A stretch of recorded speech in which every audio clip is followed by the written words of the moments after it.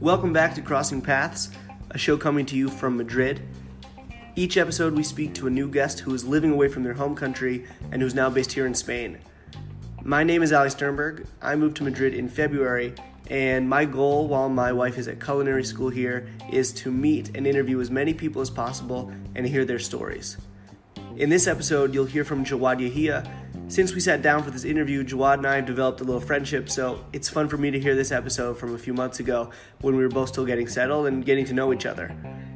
As you'll hear, Jawad is a guy who's hard to define, and we actually talk a lot about the multiple cultural influences in his life, being from the UK, of Lebanese parents, living in the US, Canada, Lebanon, Saudi Arabia, and how all that mixed together made him a third culture kid.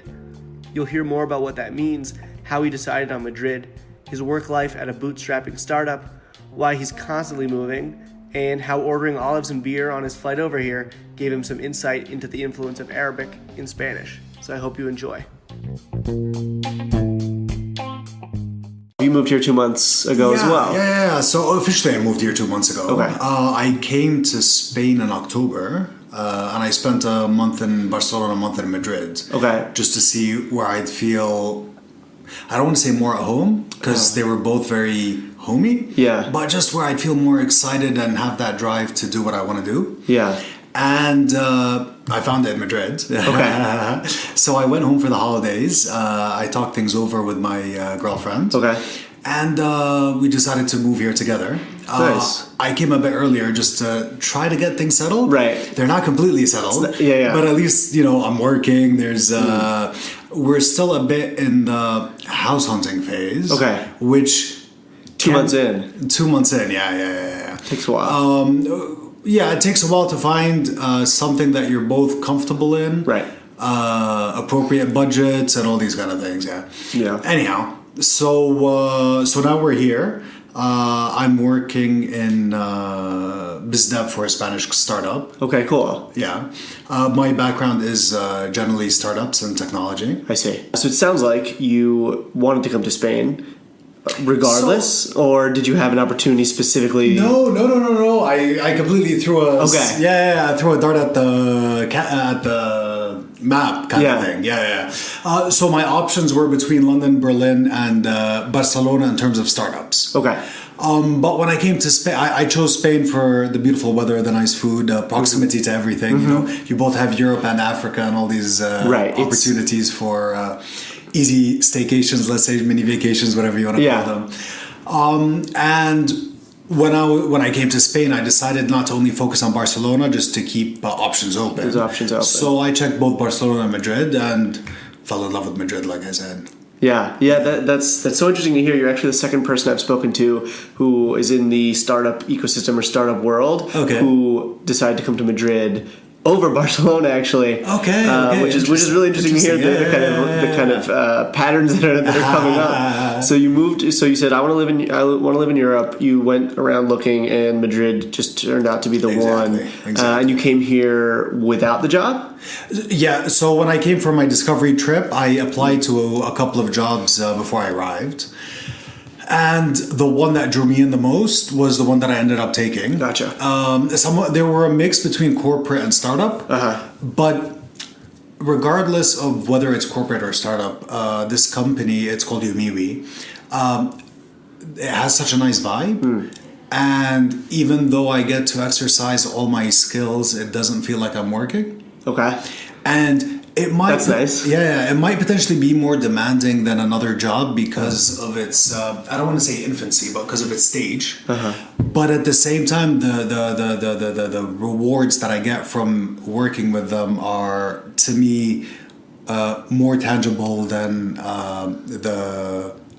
I don't want to say hardships, but the hurdles. Yeah. So the environment's very nice. The owners are very cool, and I like that they're a startup that's completely bootstrapping.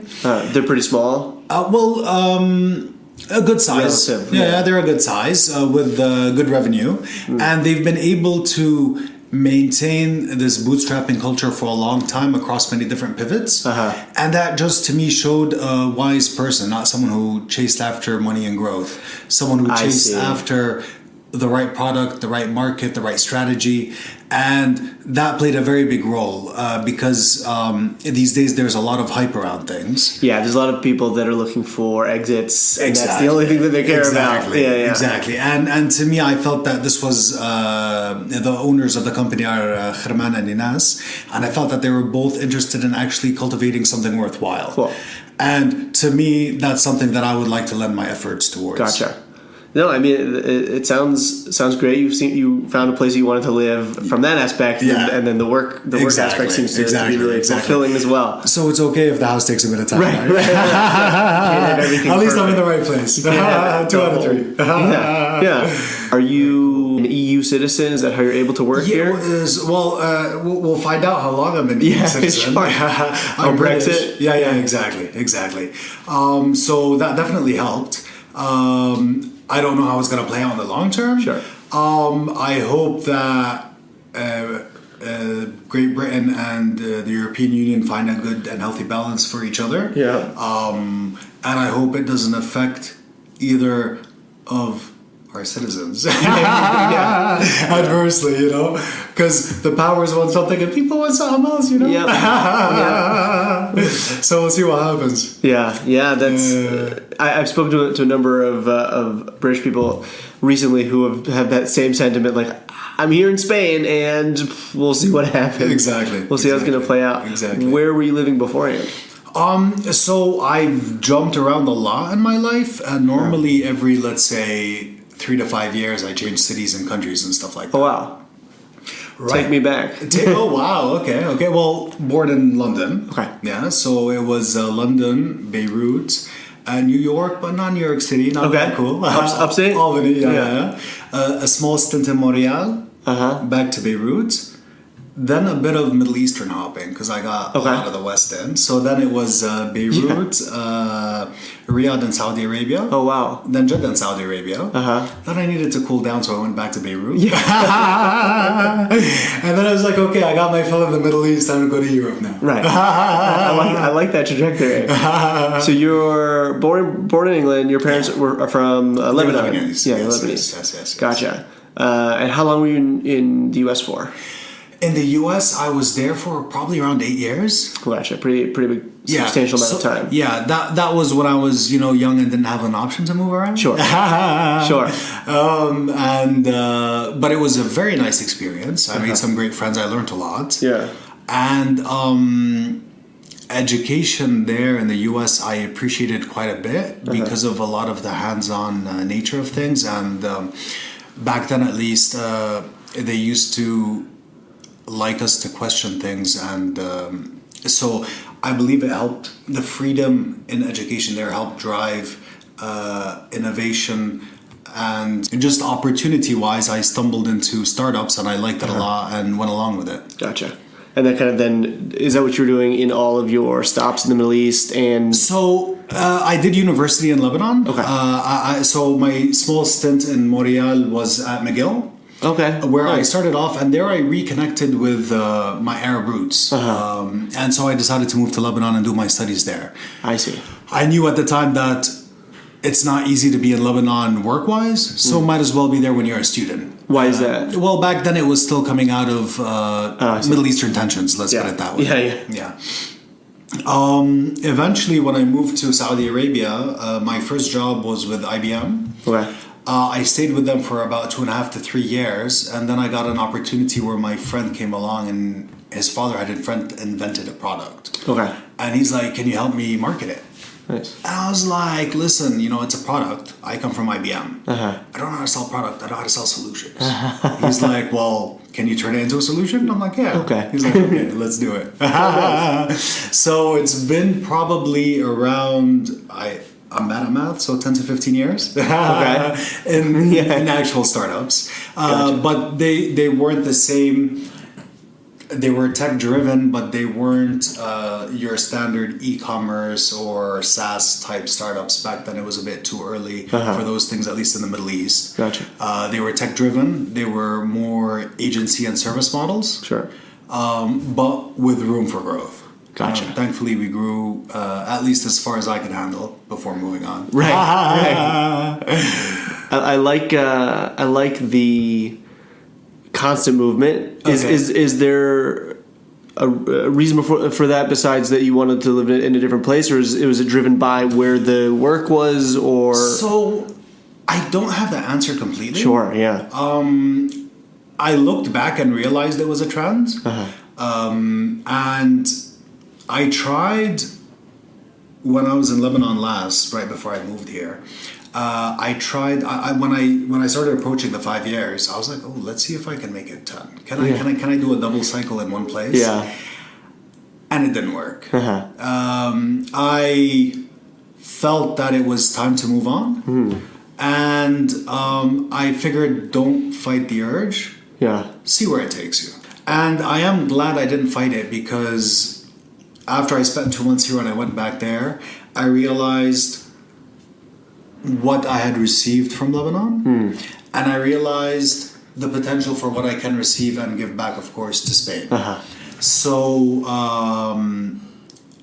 it was time to move on. Okay. Yeah, it was. You had the feeling, and you didn't reject that feeling. Yeah, exactly. Yeah, exactly. What's your experience been like in your 2 months here in Madrid?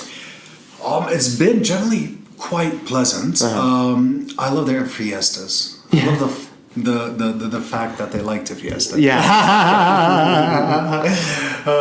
Yesterday was a beautiful day in San Isidro. And work-wise, like I said, it's been a bit challenging, but also very fulfilling. Like you were saying earlier about yourself, you're realizing all the things that you can pick up, and you're sure you're going to be able to use them somewhere else. Yeah. Same thing with me. There was things that I had to do that I had an idea of before, but I've never actually done them. Sure. And getting to do them now and deal with them is great room for growth for me. And I hope I impact the company and the economy positively. Sure. And thankfully, also my girlfriend is settling nicely. Yeah. She likes it here. She's comfortable. Where's she from? So she's also quite international. Okay. Her parents are also of Lebanese origin. Her father is a British citizen. Her father was a journalist, and so they're moving around with him. Yeah. And I think that's one of the reasons me and her connect so well. Yeah. Is we both have.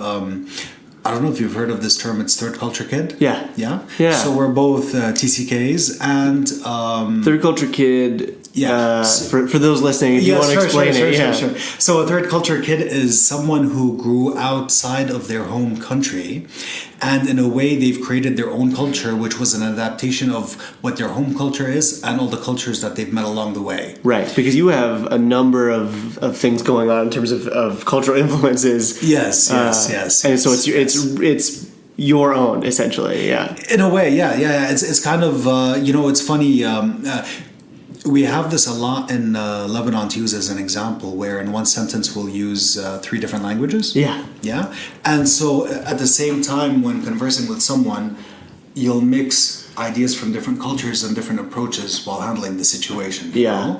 Culture is a bit more, language is the key, but culture is the substance, Right. So it's a bit more profound than just language. Pure language, exactly. So having these great cultural experiences and learning the languages also empowers us to be able to engage with different cultures very appropriately and to reciprocate with them. Because it's not just about engaging, it's also about sharing something and hopefully receiving something back during your exchange, And so hopefully we're well equipped with that so that we continue to find comfort in our travels if we continue traveling, whatever ends up happening. Right. If you continue traveling, but even in your day-to-day, wherever you are. Yeah, exactly.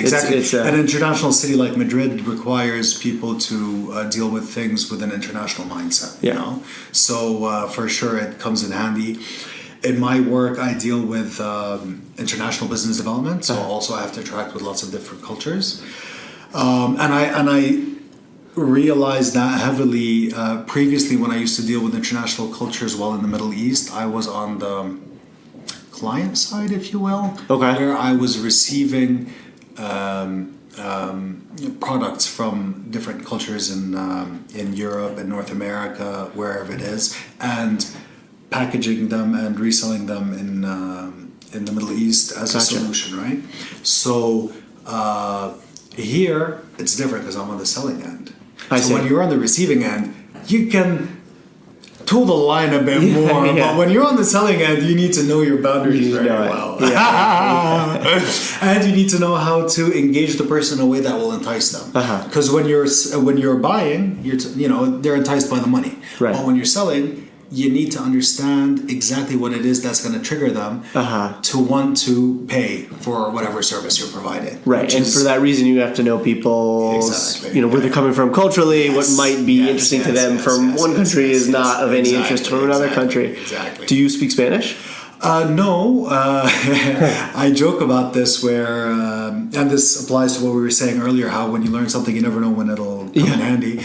I took 1 year of Spanish in high school, which helped me at least slightly navigate when I first arrived. And I've been teaching myself through practice. We practice with our friends comfortably. And with strangers, we do our best. Right. Sometimes an accidental French word slips from here, something like that. But people in Spain have generally, when they see you putting in effort, they appreciate it and they engage you nicely. So it's been a comfortable learning experience. That's great. I think that learning another language is enormously important. At home, I speak Spanish with my wife and English, and it's turned into Spanglish of sorts. Sometimes we'll speak English, just English. Sometimes we'll speak just Spanish, and then sometimes we'll say, like, 3/4 of the sentence will be in English, and then one word will be in Spanish, or vice versa. Exactly. There are some words that I just I don't remember in English when it's in the moment. Or some words that I don't remember in Spanish because we saved that one word in English. It can get very confusing. It can get very, very confusing. That's quite cool. Yeah, it works for us, and I think it's kind of our own third culture kind of situation. Well, that's exactly it. The word that you, for example, you say you forget a word in English and you relate to the one on Spain, it probably symbolizes that feeling much better than the English word does to you, at least. Right. It has more meaning, right? That's right. Yes. And so you go with it, So you were lucky to practice Spanish before you got here because you're right from Chile. That's fantastic. Exactly. That's fantastic. Yeah. All right. Very cool. Although, I mentioned this, I think, in with someone else that I was speaking to, that for us, even though it is Spanish, it's a different version of Spanish. Sure. So there are some times where she'll just say, I don't know what that is. Or we're both learning new words for fruits and vegetables mostly. It's very culinary based, our learning of Spanish. Or the vosotros form. Do you know what's one thing that's helped me here with food? Specifically? A lot of the words for food in Spain come originally from Arabic because the Arabs were here from 1700 till God knows when, 1400. So it helps that you look at a word and you're like, what is that? And then you pronounce, that's what you're like, this is a familiar sound to me. Exactly. My first example when I realized that was on my plane flight over here. I bought some olives. I was having olives and beer. As one does. Yeah. And I'm looking at the word and I wasn't comfortable pronouncing it. And then the lady says, aceituna. And I'm like, yes, aceituna. That's exactly what I want. Because aceituna is in Arabic. Oh, that's so I want aceituna. Give me one. It's almost the exact same word. Yes. Wow. That's so interesting. Yes. That's a really good one. I'm gonna remember that one. A further example, but still another example, is paella, which comes from the Arabic word ba'aya, and ba'aya means leftovers. That's how they used to make paella. Is they'd have the rice, they'd gather the leftover meats, and they'd cook them communally and share it. Oh, that's so interesting. So it was the ba'aya that they collected from everyone, and they made the paella. So it comes from an Arabic word. Yes. How do I pronounce that? In Arabic? Ba'aya. Yeah. I really appreciate you doing this podcast. This has been really fun. This has been really super interesting conversation. Thank you. So I really appreciate it.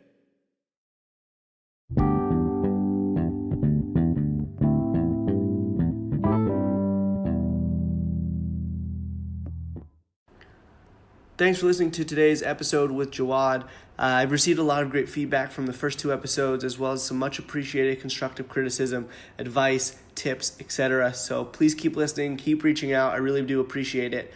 I've actually had some people who are living in Madrid from other countries contact me, so there are many more episodes coming your way soon. Our next episode, I sit down with Daniela Furtado. She is from Toronto, Canada. Her parents are from Portugal. She found her way to Spain via China. So you never know where life will take you. As always, if you want to keep up with us, keep up with the podcast, follow us on Twitter and Instagram at CrossingPPod. And if you want to send me an email, it's crossingppodcast@gmail.com. See you next time.